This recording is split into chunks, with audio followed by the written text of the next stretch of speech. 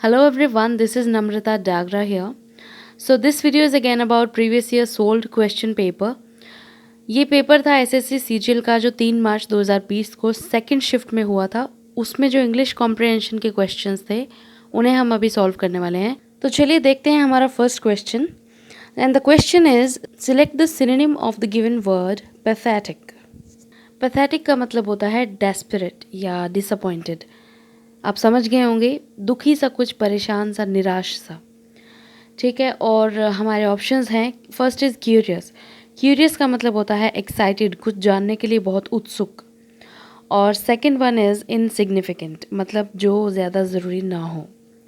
Number 3 pitiful. Pitiful को बोलते हैं दयनीय। एंड ऑप्शन नंबर 4 इज़ डल। डल का मतलब होता है ढीला ढाला सा, सुस्त सा। So the right answer will be number 3 pitiful, जिस पर दया आए। Now the next question is, in the sentence identify the segment which contains the grammatical error. Sentence के अंदर grammatical error देखना है कोई है तो। So the sentence is, the modern man is busy acquiring more and more wealth and designing ways to invest it in more sense pleasures. इस sentence में कोई mistake है या नहीं वो बतानी है। So the first option is modern man is busy. Number 2 is designing ways to invest it. Number 3 is in more sense pleasures. And number 4 is acquiring more and more wealth. So जिस part में mistake है वो है option number 3 in more sense pleasures. Now you must be thinking कि ये गलत क्यों है? Because pleasure जो है एक abstract noun है और इससे पहले जो sense का use है वो एक adjective के तौर पर होगा, एक विशेषण के तौर पर, राइट। तो यहाँ पर सेंशुअल प्लेजर्स होता तो वो सही होता, तो इसलिए सेंस प्लेजर्स इस कॉन्टेक्स्ट के अंदर रॉन्ग है। चलिए अब क्वेश्चन नंबर 3 देख लेते हैं। तो question number 3 says select the antonym of the given word. Antonym यानी कि ऑपोजिट मीनिंग वाला वर्ड बताना है आपको। And the word is hilarious. Hilarious का मतलब होता है पैपी पर्सनैलिटी, यानी बहुत खुश रहने वाला, खुश मिजाज इंसान, हंसमुख। ठीक है जी। तो फर्स्ट ऑप्शन इज़ हैप्पी, बहुत खुश, पता है आपको। सैड भी आपको पता है। ब्लिथ, ब्लिथ भी हंसमुख को बोलते हैं, वेरी जॉली नेचर का इंसान, जॉवियल, फैंसीफुल। और फोर्थ नंबर पे है मैरी। ये मेरी शादी वाला नहीं है गाइज, इसमें स्पेलिंग को देखिए ध्यान से, MERRY है, इसका मतलब भी खुश होता है। तो शादी वाले मैरी में आता है MARRY। All right friends, you must have got your answer till now. Options 1, 3 and 4 इनका मतलब होता है खुश रहना, और एंटोनिम जो है हिलेरियस का वो है sad. So option number 2 sad is your right answer. Now let's move towards question number 4 and it is select the most appropriate word to fill in the blank. Blank के अंदर हमें सबसे सही लगने वाला वर्ड फिल करना है। So the sentence is, it is an dash day to start your new business. नए बिजनेस को स्टार्ट करने के लिए हम कैसा दिन चूज़ करते हैं? शुभ दिन होना चाहिए ना, अच्छा दिन चूज़ करते हैं, तो वही इसके अंदर फिल करना है। And the options are audacious. Audacious का मतलब होता है डेयरिंग, बोल्ड, बहुत हिम्मत वाला। Second one is auspicious. Auspicious का मतलब होता है शुभ। वेल आई नो आपको आपका आंसर मिल गया है, लेकिन अभी जो 2 वर्ड्स और पेंडिंग है, ऑप्शन नंबर 3 एंड 4, उनका मीनिंग भी देख लेते हैं। सो option number 3 is ominous. Ominous का मतलब होता है मनहूस या अशुभ। ठीक है। ओकेजनल, ओकेजनल का मतलब होता है मौके के अनुसार, यानी कि जैसे आप कई बार बोलते हैं ना ओकेजनल ड्रेस है ये, तो मतलब मौके के हिसाब से आप कपड़े पहनते हैं ना, तो दैट इज़ ओकेजनल ड्रेस। तो सबसे सही जो ऑप्शन है वो आपका ऑप्शन नंबर 2 है, दैट इज़ ऑस्पिशियस, शुभ। ओके देन नेक्स्ट क्वेश्चन देखते हैं। क्वेश्चन नंबर 5 है select the correct indirect form of the given sentence. तो फ्रेंड्स आ गया है नरेशन का क्वेश्चन, तो इसको सॉल्व करते हैं। सेंटेंस है he said to me what are you doing. तो the options are he said what I had been doing, completely wrong. Number 2 is he asked me what I was doing. Number 3 is he asked me that what was I doing, बिल्कुल ही गलत है क्योंकि that और what कभी भी इकट्ठे नहीं आते हैं। Number 4 is he said that what I was doing, again wrong, same चीज़ है इसके अंदर, दैट और वर्ड कभी नहीं आते हैं। नरेशन में जब भी WH वर्ड का क्वेश्चन आए तो आपका WH word as it is बना रहता है, बाकी सब चीज़ें चेंज होती है। और सेकेंडली सेड टू के जगह पे आस्क्ड लगता है। Okay, so the right answer is option number 2, he asked me what I was doing. और गाइज अगर आपको ये समझ में नहीं आ रहा है तो कंसेप्चुअल क्लैरिटी के लिए आप ग्रूट एकेडमी के प्लेलिस्ट में जा करके नरेशन की वीडियोस को देख सकते हैं। अच्छे से कंसेप्ट को क्लियर कीजिए, फिर जो है आपको ये अच्छे से समझ में आएगा। So make sure that you watch the videos as soon as possible. Okay then अगले क्वेश्चन की तरफ बढ़ते हैं and the question is select the most appropriate word to substitute the underlined word of the given sentence. If no substitution is required, select no improvement. इस sentence के अंदर कुछ words को अंडरलाइन किया गया है जिनमें अगर मिस्टेक है तो उसका सब्स्टिट्यूट क्या होगा, और अगर मिस्टेक नहीं है तो आपका आंसर होगा option number 1 no improvement. Substitute तो आपको पता ही है कि उसकी जगह पर कुछ और वर्ड आ सकता है या नहीं, यानी कि आप उसकी जगह पर कुछ और ऑप्शन रख सकते हो या नहीं। सो अगर कुछ और ऑप्शन रख सकते हो तो ऑप्शन नंबर 2, 3, 4 में से एक आपका आंसर होगा, और अगर नहीं तो नो इम्प्रूवमेंट, ऑप्शन नंबर 1 आपका आंसर होगा। तो सेंटेंस है there is a great degrade in values in modern age. तो यहाँ पर मॉरल वैल्यूज़ डिग्रेड हो रही है जो मॉडर्न एज के अंदर, उसकी बात हो रही है। मॉरल वैल्यूज़ कहते हैं आपके नैतिक कर्तव्य जो है वो गिरते जा रहे हैं, सब ख़त्म होती जा रही है वैल्यूज़, तो उनकी बात की जा रही है। तो सेंटेंस स्ट्रक्चर को आप एक बार ध्यान से देखिए। There is a great degrade in values. अ क्या है? आर्टिकल है। ग्रेट क्या है? आपका एडजेक्टिव है। तो एडजेक्टिव के बाद क्या आना चाहिए? नाउन आना चाहिए ना। तो डिग्रेड जो है वो एक वर्ब है, यहाँ पर नाउन आना चाहिए। तो डिग्रेड का नाउन क्या होगा? डिग्रेडेशन। ऑप्शन में देखते हैं डिग्रेडेशन ऑफ वैल्यूज़, ये आएगा यहाँ पर। डिग्रेड इन वैल्यूज़ यहाँ पर गलत है। डिग्रेडेशन ऑफ वैल्यूज़, ऑफ का मतलब होता है का, के और की। वैल्यूज़ का डिग्रेडेशन हो रहा है, तो degradation of values option number 2 will be your right answer. और डेलिब्रेशन जो है, डेलिब्रेशन का मतलब क्या होता है? इन्वेस्टिगेट करना, कमेंट करना, टिप्पणी करना, अपनी मर्जी से इंटरप्रेट करना, वो तो ये तो बिल्कुल नहीं है यहाँ पर। और डेमोन्स्ट्रेशन का मतलब होता है डेमो करके दिखाना, टू बी मोर क्लियर सामने कुछ करके दिखाना, दैट इज कॉल्ड डेमोन्स्ट्रेशन। तो ये नहीं आएगा यहाँ पर। सो करेक्ट जो आंसर है वो आपका होगा डिग्रेडेशन ऑफ वैल्यूज। शब्दों के अंदर आप चेंजेस के अंदर नहीं कर पाएंगे, क्योंकि इस तरह के क्वेश्चंस में जो सेंटेंस में रूट वर्ड्स गिवन होते हैं ना, उनको आप वहाँ से हटा के और उनके जगह पर दूसरे वर्ड्स लगा दो, ऐसा नहीं हो सकता है, गलत हो जाता है वो। हाँ, लेकिन ग्रामेटिकल एरर्स होते हैं वो आप ठीक कर सकते हो, सेंटेंस स्ट्रक्चर आप ठीक कर सकते हो, and that too as per instructions. लेकिन शब्दों का फेरबदल आप अपनी मर्जी से नहीं कर सकते हो। So option number 2 degradation of values is your right answer. Next question, question number 7 is comprehension. In the following passage, some words have been deleted. Fill in the blanks with the help of the alternatives given. Select the most appropriate option for each blank. ये जो passage नीचे दिया गया है उसमें से कुछ words को डिलीट किया गया है, जो आप ब्लैंक्स देख रहे हैं 1 2 3 4 5। आपको इन ब्लैंक्स में नीचे जो 4 ऑप्शंस दिए गए हैं उनमें से सबसे सही लगने वाला ऑप्शन इनमें फिल करना है। तो चलिए स्टार्ट करते हैं। अपना क्वेश्चन नंबर 7 है ब्लैंक नंबर 1 के लिए।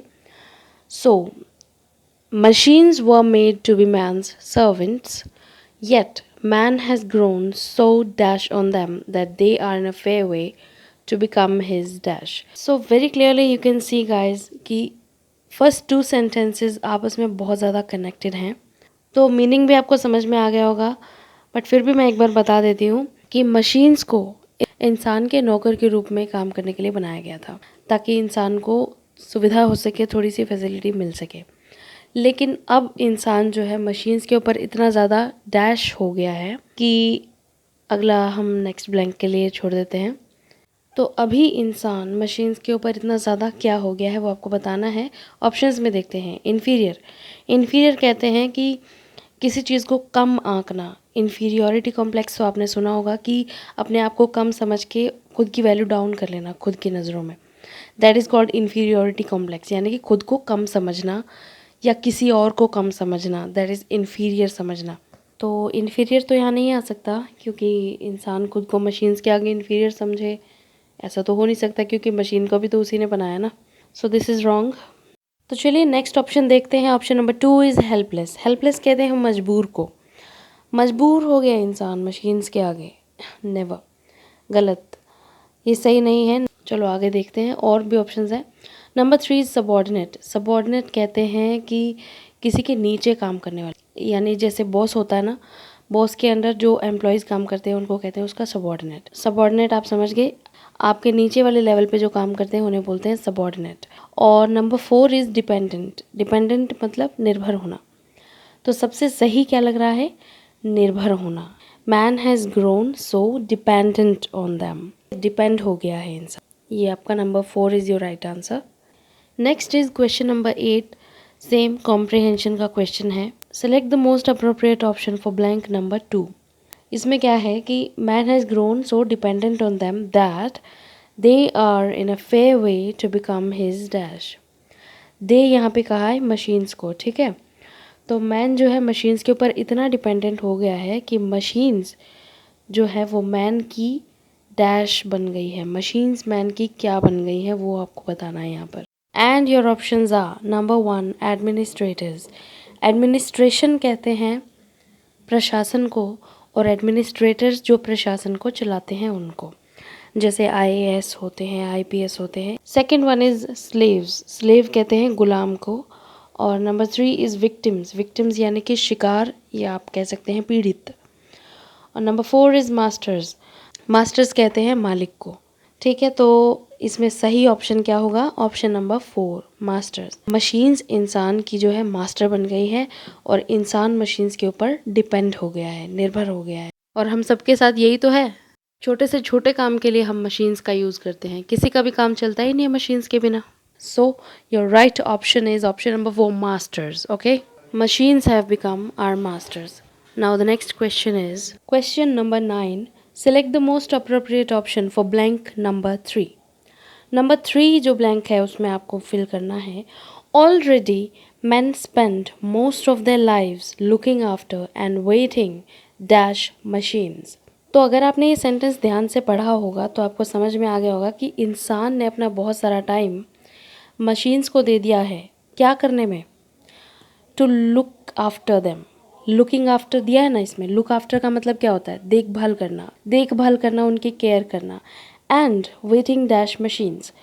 वेटिंग का मतलब यहाँ पर इंतज़ार करने से नहीं है। अब ध्यान से देखिए, वैसे देखा जाए तो लुक और आफ्टर दो अलग अलग वर्ड्स हैं, और अलग अलग इनको रखा जाए तो इनका मतलब भी अलग अलग होता है। आफ्टर का मतलब बाद में, और लुक का मतलब देखना।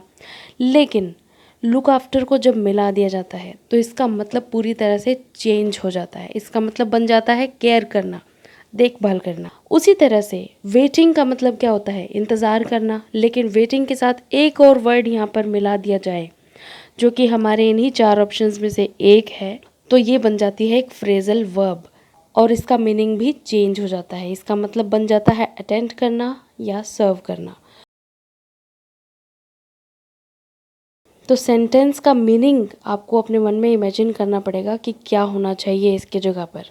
लुक आफ्टर के साथ मैच करता हुआ ही एक और फ्रेजल वर्ब आपके पास आ जाएगा एज योर आंसर।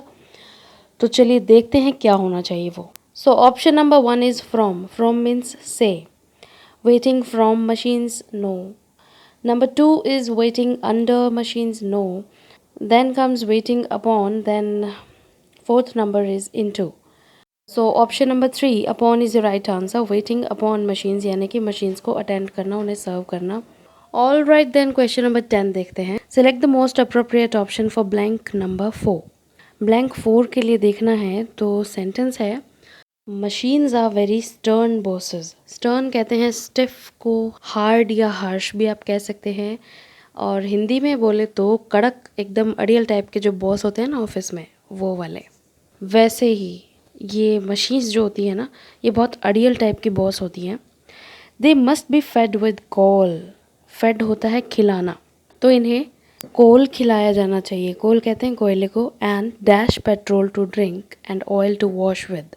पेट्रोल इन्हें दिया जाना चाहिए पीने के लिए, और इन्हें वॉश करने के लिए ऑयल दिया जाना चाहिए। तो आप देख रहे हैं सेंटेंस स्ट्रक्चर कैसा है। इट्स इन पैसिव फॉर्म, जैसे पैसिव वॉइस होता है। Must be fade, must be kept, यानी कि खिलाया जाना चाहिए, पिलाया जाना चाहिए, रखा जाना चाहिए, एट्सेट्रा एट्सेट्रा, ऐसा।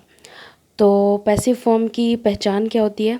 कैसे आइडेंटिफाई कर सकते हो आप पैसिव वॉइस को? तो दैट इज़ बी की कोई भी फॉर्म के साथ वर्ब की थर्ड फॉर्म जब आती है तो उसको कहते हैं passive voice.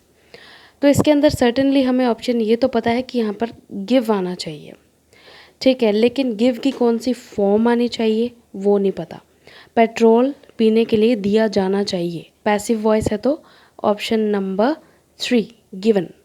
All right, so option number 3 given is your right answer. चलिए अगले क्वेश्चन की तरफ बढ़ते हैं। Question number 11 is select the most appropriate option for blank number 5। They must be fed with coal and given petrol to drink and oil to wash with and must be kept at an dash temperature। कैसे temperature में machines को रखना चाहिए उसकी बात हो रही है। चलिए ऑप्शंस देखते हैं। सो option number 1 is outdated. Outdated का मतलब होता है जो ज़माने के हिसाब से पुराना हो गया हो। Number 2 is optimum. ऑप्टिमम होता है बिल्कुल एक्यूरेट, जितना चाहिए उतना ही, यानी कि जो किसी चीज़ के लिए द बेस्ट हो, परफेक्ट हो। Number 3 optimist. ऑप्टिमिस्ट कहते हैं आशावादी को, ऐसा इंसान जो आशा से भरपूर हो, कभी भी निराश ना हो, हमेशा पॉजिटिव रहे और ये सोचे कि हाँ सब अच्छा ही होगा, चाहे सिचुएशन फिर कैसी भी हो। Number 4 is optional. ऑप्शनल मतलब आपकी इच्छा के अनुसार। तो सबसे सही ऑप्शन क्या होगा? मशीन्स को कैसा टेम्परेचर चाहिए?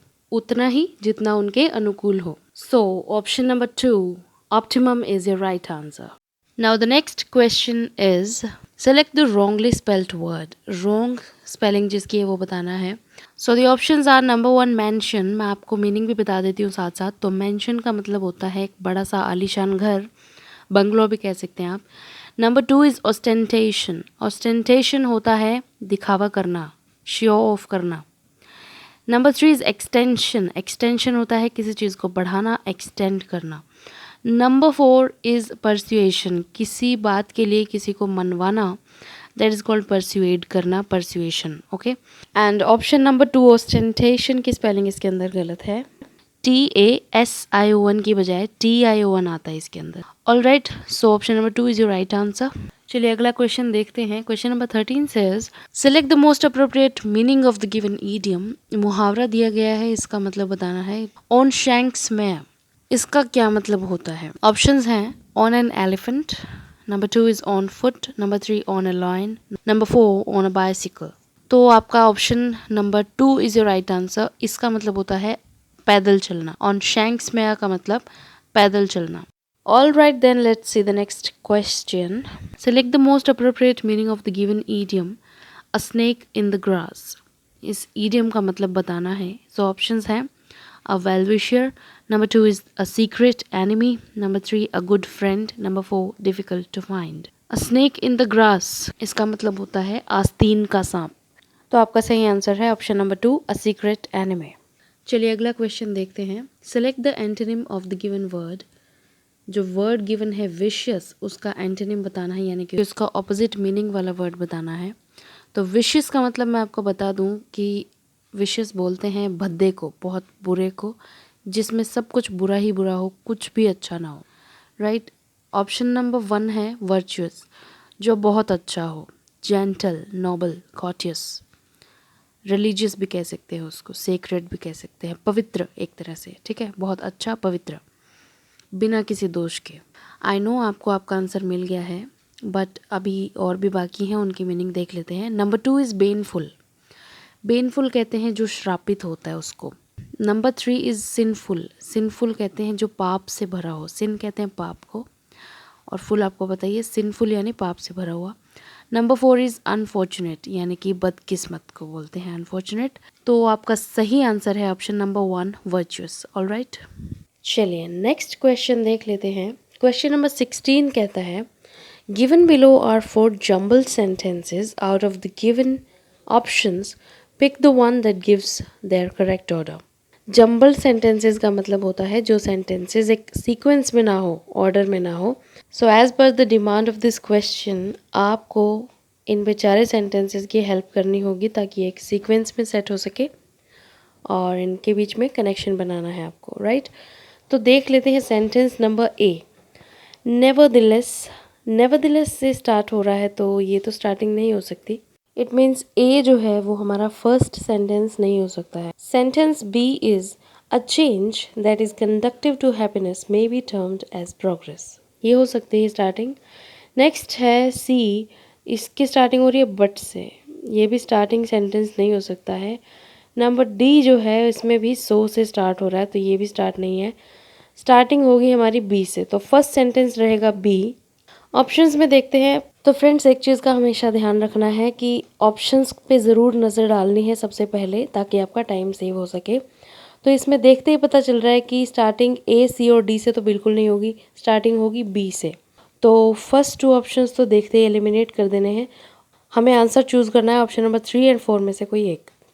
तो देखते हैं बी के बाद में सेकंड सेंटेंस क्या होना चाहिए। तो पहले तीसरा ऑप्शन देखते हैं। बी के बाद है D. So if a change contributes to the growth of these factors it is progress. इसमें दिया हुआ है दीज फैक्टर्स, कौन से फैक्टर्स हैं? इसका मतलब इससे पहले एक और सेंटेंस आना चाहिए जिसमें ये फैक्टर्स मेंशन किए गए हैं। यानी कि ऑप्शन नंबर 3 भी हमारा आंसर नहीं होगा, हमारा आंसर होगा ऑप्शन नंबर 4। वो कैसे, अब वो भी देख लेते हैं। तो ऑप्शन नंबर 4 में बी के बाद है sentence C. But different people find happiness in different things. Happiness का मतलब अलग अलग लोगों के लिए अलग अलग हो सकता है। उसके बाद सेंटेंस है ए। नेवरदिलेस, नेवरदिलेस का मतलब होता है फिर भी। साउंड हेल्थ यानी कि अच्छी health, economic security and mental satisfaction are desired by all. So these are the factors जिनके बारे में सेंटेंस डी में बात की गई है। अब इनको जोड़ के पढ़ते हैं कि हैप्पीनेस सबके लिए अलग हो सकती है, लेकिन फिर भी अच्छी हेल्थ, इकोनॉमिक सिक्योरिटी और मेंटल सेटिस्फेक्शन तो सभी चाहते हैं। तो इस तरह से कॉन्सेंट्रेट करके आपको सेंटेंसेस में कनेक्शन बैठाना है और आंसर चूज करना है, राइट? तो ऑप्शन नंबर 4 आपका सही आंसर होगा। नेक्स्ट क्वेश्चन देखते हैं। Question number 17 is select one word for the following group of words. One word substitution का क्वेश्चन है friends. One who leaves his own country to settle in another. ऐसा इंसान जो अपनी कंट्री को छोड़कर दूसरे कंट्री में सेटल होने के लिए जाता है। तो ये तो आपको सभी को पता होगा, इसको बोलते हैं, ऑप्शन नंबर 2 आपका आंसर है एमिग्रेंट। दूसरे वर्ड्स भी देख लेते हैं। नेटिव बोलते हैं स्थानीय निवासी को। फॉरेनर आपको पता ही है, टूरिस्ट भी आपको पता है, जो सिर्फ घूमने के लिए आते हैं उनको बोलते हैं। नेक्स्ट क्वेश्चन देखते हैं। Given below are 4 jumbled sentences. Out of the given options pick the one that gives the correct order. Order में सेट करना है सेंटेंसेज को। तो पहला है can I borrow your camera. Number 2 is I will give it back to you next week. C is I am going to jungle safari tomorrow. Number D is my friend told me that jungle is beautiful in these days. ये तो बहुत simple है, देखते ही answer पता चल जाएगा। ऐसा जैसे नॉर्मल बोलचाल की भाषा के अंदर होता है कि मैं कल जंगल सफारी जा रहा हूँ। क्यों? जंगल वैसे तो कोई जाता नहीं है, क्योंकि मेरे फ्रेंड ने रिकमेंड किया था कि जंगल इन दिनों बहुत सुंदर हो गया। Option number D, C D हो गया। उसके बाद में क्या मैं तुम्हारा कैमरा ले जाऊं? आते ही अगले वीक वापस कर दूंगा। ऐसे ही बात करते हैं ना नॉर्मली फ्रेंड्स आपस में। तो वही क्वेश्चन दे दिया, बहुत सिंपल है। तो option number 2 C D A B is the right answer. Okay. Now the next question is select the most appropriate segment to substitute the underlined segment of the sentence. If no substitution is required, select no improvement. ये जो sentence given है नीचे, इसमें आपको बताना है कि जो अंडरलाइन सेगमेंट है उसके अंदर कोई मिस्टेक है तो आपका आंसर होगा 1, 3, 4 ऑप्शंस में से। और अगर कोई मिस्टेक नहीं है तो आपका आंसर है option number 2 no improvement. Sentence है a man in need pleaded for help. Options देखते हैं। Number 1 is requested for helping. It means उसने आपकी हेल्प करने के लिए रिक्वेस्ट की। Number 3 is promised for help, मतलब उसने प्रॉमिस किया कि मैं आपकी हेल्प करूंगा। Number 4 is commanded to help, उसने ऑर्डर किया कि मेरी हेल्प करो। तो ये तीनों ही सही नहीं है और इस सेंटेंस का मतलब आपको समझ में आ गया होगा कि एक ज़रूरतमंद आदमी ने आपसे हेल्प मांगी। तो इसमें कोई इंप्रूवमेंट की ज़रूरत नहीं है। Option number 2 is the right answer. Next question is in the sentence identify the segment which contains grammatical error. Error बताना है। The prime minister along with the other ministers have left for America. तो इस sentence के अंदर 2 nouns हैं, prime minister और other ministers, जो कि अलोंग विद से कनेक्ट हो रहे हैं। अलोंग विद का मतलब होता है के साथ। तो एज वेल एज आई या अलोंग विद आई या टुगेदर विद आई, इस तरह के जो प्रेपोजिशनल फ्रेजेस होते हैं ये अगर आए तो इसमें फर्स्ट नाउन के अकॉर्डिंग जो है वर्ब का यूज़ करते हैं। फर्स्ट नाउन जो है वो सिंगुलर है तो सिंगुलर नाउन के साथ सिंगुलर वर्ब ही लगेगी।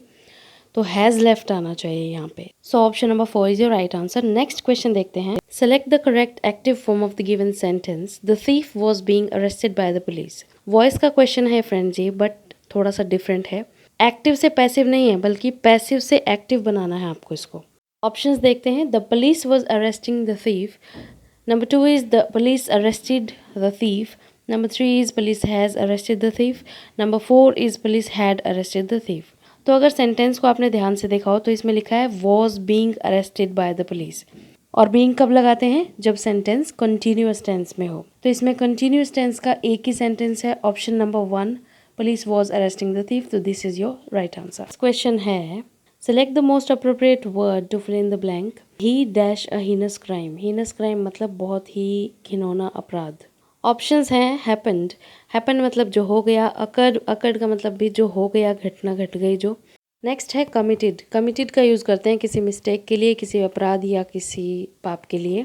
और फोर्थ है मेड. मेड का मतलब करना और बनाना दोनों ही होता है. तो option number 3 is your right answer, committed a heinous crime. Next question देख लेते हैं. Select the Rongli spelled word. गलत स्पेलिंग किसकी है वो बतानी है. तो ऑप्शन नंबर 1 आपका सही आंसर है, क्योंकि प्रैक्टिकल की स्पेलिंग CAL होता है लास्ट में. Now question number 24 is select the synonym of the given word. Same meaning वाला वर्ड बताना है. The word is penitence. Penitence का मतलब होता है रिमोर्स, पछतावा. ऑप्शंस हैं पेशेंस, धीरज. रिपेंटेंस मतलब पछतावा. नंबर 3 मिजरी मतलब परेशानी. एडमिरेशन मतलब प्रशंसा. So option number 2 repentance is your right answer. Now question number 25, the last question of this exam is select one word for the following group of words. One word substitution का question है. A period of 10 years यानी कि 10 years के time period को क्या बोलते हैं. Number 1 is Fortnite. Fortnite 15 दिन के समय को बोलते हैं. जैसे शुक्ल पक्ष कृष्ण पक्ष आता है तो अमावस और पूर्णिमा होती है ना, वो वाला 15 दिन का समय है, उसको बोलते हैं fortnight. Then comes millennium. Millennium 1000 वर्ष के समय को बोलते हैं. और सेंचुरी बोलते हैं 100 को. और डेकेड होता है 10 ईयर्स के लिए. सो option number 4 decade is your right answer. So that's all for today. I am sure ये वीडियो आपके लिए बहुत हेल्पफुल रहेगी. अच्छी लगी तो वीडियो को लाइक करना, चैनल सब्सक्राइब करना. Thanks for watching guys. Bye bye, take care.